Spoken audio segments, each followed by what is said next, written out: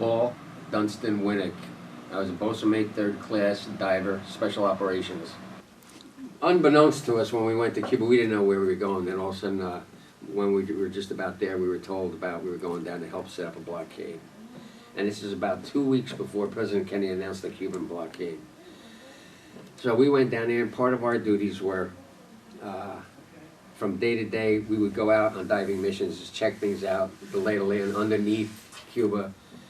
And some of the divers were assigned to go out at night, plant charges, blow up certain sections of coral reef so amphibious boats can go in.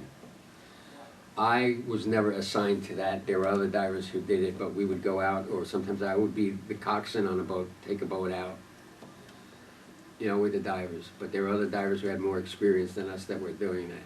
When we were in Cuba at that time, I think with the Russian, I was in the service when that Russian freighter came with the missiles on it.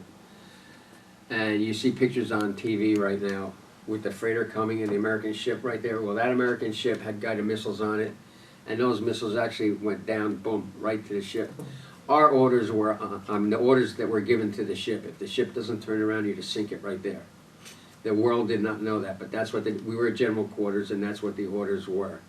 I mean, that was the closest we came, you know, and all of a sudden, you saw the screws start to turn backwards, and you saw, you know, mud being kicked, or sand being kicked up, and the ship was backing down and turning, and it was like VE Day. Everybody started to cheer, because we knew this was the real deal. And then lo and behold, President Kennedy announced the Cuban blockade. You know, not knowing much about President Kennedy at that time or being involved in politics, I just thought he was my boss and that was it. We just follow orders. But years later, I had 2 special meetings with the president. One was totally by accident. One time, it was a very quiet day, and we took the diving boat out to go out and do what's known as requalification dives to fill out paperwork. And we took a ride. We went into NOB, Norfolk Naval Base, and we were in our diving gear. We pulled up to Pier 8, which is the last pier, and we says, well, let's go to the Gidunk for lunch, which is like, you know, the store where you can buy hamburgers, hot dogs, and everything. So all of a sudden, we climbed up on the pier in our wetsuits, and everybody was packed on the pier. We said, what the heck is going on here? And all of a sudden, here comes President John Kennedy coming down the ship, coming down the road. We said, I looked to my boss on the right. I says, we're not supposed to be here. And they got cameras all over. And I says, we're in deep doo-doo. So he drives by and he stops and he gets out and he comes in and talks to each one of us. And my hair was cut tight on the side, but I like to keep it long. They used to call me pretty boy. I always used to carry a comb. Everybody else had shaved heads. I didn't like that.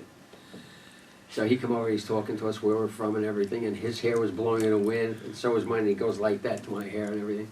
We were talking, so he became my hero after that. So then he drove off. Now, months later, here he comes again down the same pier, but this time we were assigned to be there. And we were there doing like a demonstration on the pier, and he and his wife were going on this guided missile cruiser for a ride. And all of a sudden he's looking around and he looks down and he points at me, just like that. And he gives a wave. And then my officer comes over to me and he goes, Wnek, who the hell are you? You got a personal wave from the president. I says, I'll tell you someday, sir.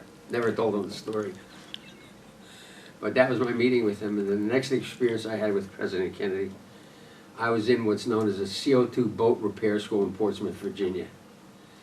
We were patching rubber boats. Now, this was an ideal job. Being a kid in the city, you had a bicycle, you had bicycle tubes, you knew how to repair your bicycle. This was just putting bigger patches on the same thing. So we did that, then the announcement came, he was assassinated. And I was assigned to go out to lower the Navy flag on the base. I did it with tears in my eyes. And I really felt bad, because I felt personal to him.